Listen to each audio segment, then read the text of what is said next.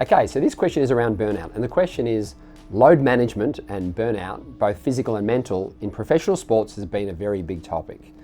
How do you tell people, whether athletes or businessmen, who are expected to perform day after day, year after year, with very little downtime, how to manage this? Okay, so off the top, when I think about burnout, I think about energy more so than time.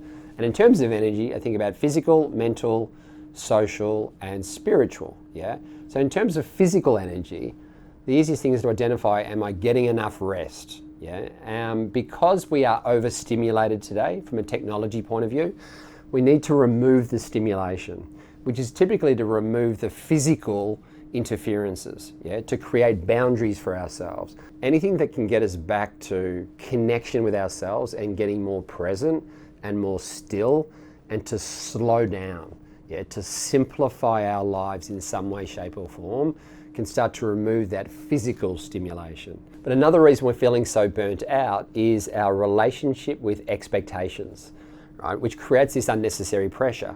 So one way to remove pressure is to redefine expectations or our relationship with expectations.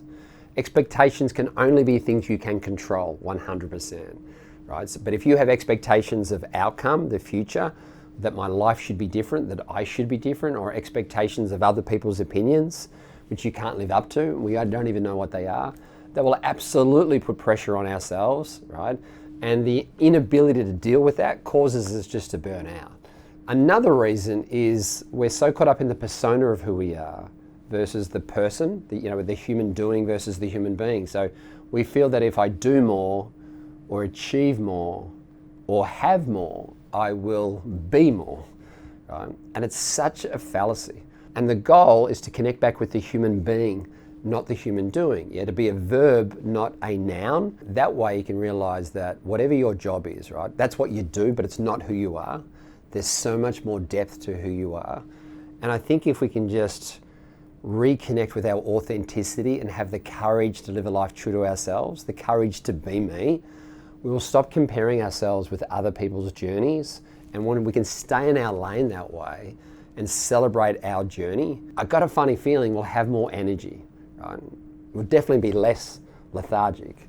And hopefully we'll be flourishing rather than languishing, yeah?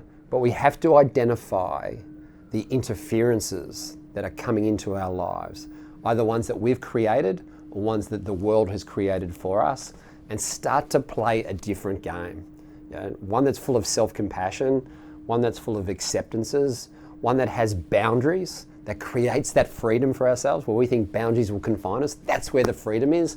And I'm hoping that's where a bit more energy will live as well.